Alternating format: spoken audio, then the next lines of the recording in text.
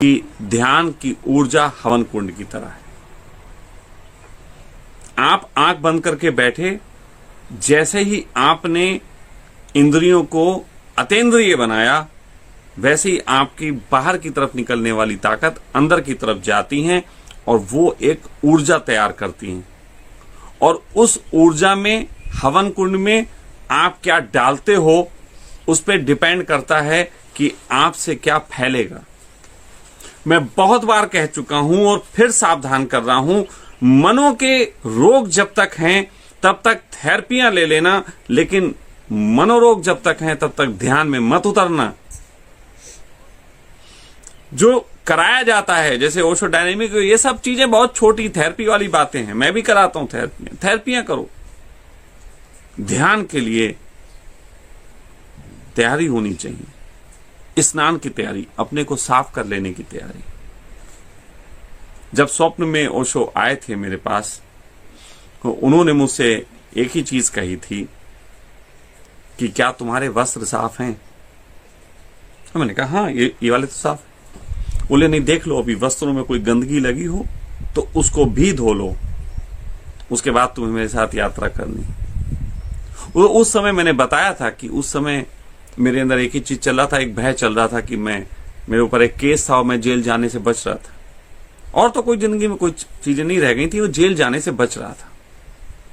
उसी वक्त मुझे लगा कि ये भय है, ये अभी रोग है, और मैंने जेल जाने को स्वीकार कर लिया। मैं जेल चला गया मुस्कुराते हुए नहीं, हा मैं जेल आ रहा हूं, ऐसे वाला मुस्कुराना नहीं, स्वीकृति के साथ। स्वीकृति मुस्कान है, और उसका नतीजा आज आपके सामने बैठा हो, बात करता हूं, आप सुनते हैं मुझे, मेरे दुश्मन भी मुझे सुनते हैं। कुछ तो है मुझ में, नहीं तो मोहल्ले के और लोगों को क्यों नहीं सुनते? अगर उन्हें सबको सुनने की आदत है तो फिर सबको क्यों नहीं सुनते?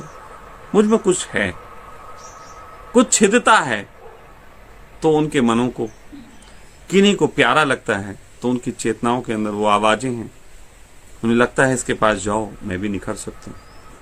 बहुत से लोग कौतूहल में भाग आते हैं, ना इधर के ना उधर के, ना वो दुश्मन है ना वो प्रेमी है।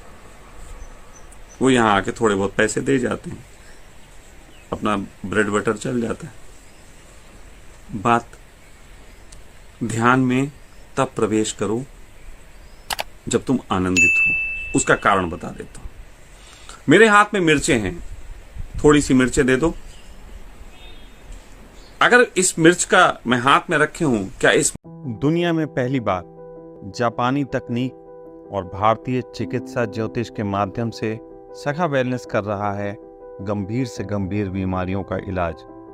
हमारी विशेषता, ना कोई दवा, ना ही कोई ऑपरेशन, ना कोई योग, ना प्राणायाम, ना ध्यान, ना ही किसी प्रकार से खान पान का कोई बंधन। जब सब जगह से निराश हो, सखा वेलनेस।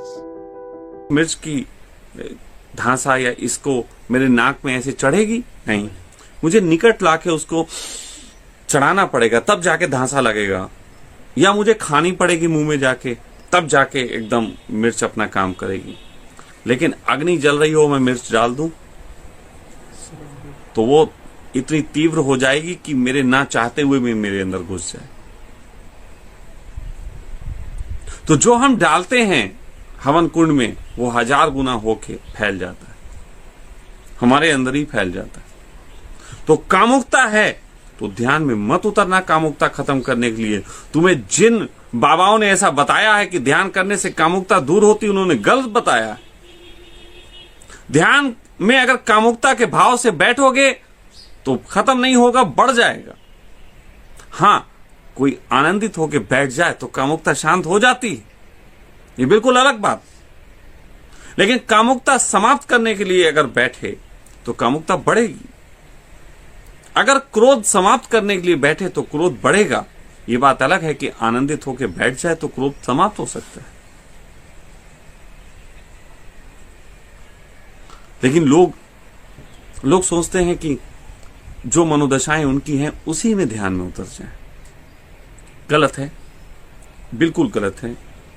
जो भी व्यक्ति इस तरीके की चीज करेगा कि अपने रोगों के साथ ध्यान में बैठेगा, वो कई गुना अपने रोगों को बढ़ा देगा। तो फिर लोग कहते हैं फिर ध्यान तो कर ही नहीं सकते, फिर तो कैसे करें, कैसे करें ध्यान। मैं आपको पहले भी एक बार बताया हूं, आज फिर बता रहा हूं, क्योंकि आज इसी विषय पे है, सिर्फ साधकों के लिए है, सिर्फ ध्यानियों के लिए विषय है। तो मैं आपसे कह रहा हूं कि जब भी कोई ध्यान करो, जब भी कोई कहीं बैठो, कोई भी प्रयोग करो जिसको तुम धर्म जगत का प्रयोग कहते हो, तो कोशिश करो वजू करो, हाथ पैर मुंह धो लो, कम से कम नहा ना सकते हो पूरा कोई बात नहीं, हाथ पैर मुंह धो। एक काम तो शरीर के तल पे ये होना चाहिए, और दूसरा है कि कम से कम ध्यान में प्रवेश से पहले 10 मिनट तक आंखें बंद करके मुस्कान का प्रयोग करें। हल्के से मुस्काएं, शांत हों, मुस्कुराहट में कोई अच्छे लम्हों को याद करें, कुछ भी करें। और जब आपको लगे चित्त बिल्कुल निर्भर हो गया और एक आनंद की लहर उठ गई, तब प्रयोग में प्रवेश करें।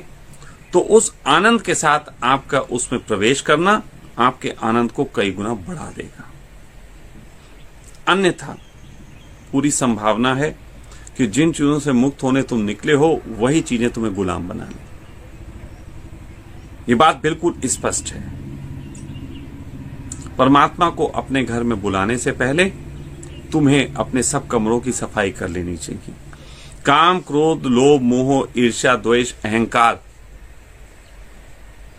इनसे ध्यान तुम्हें मुक्त नहीं कर सकता।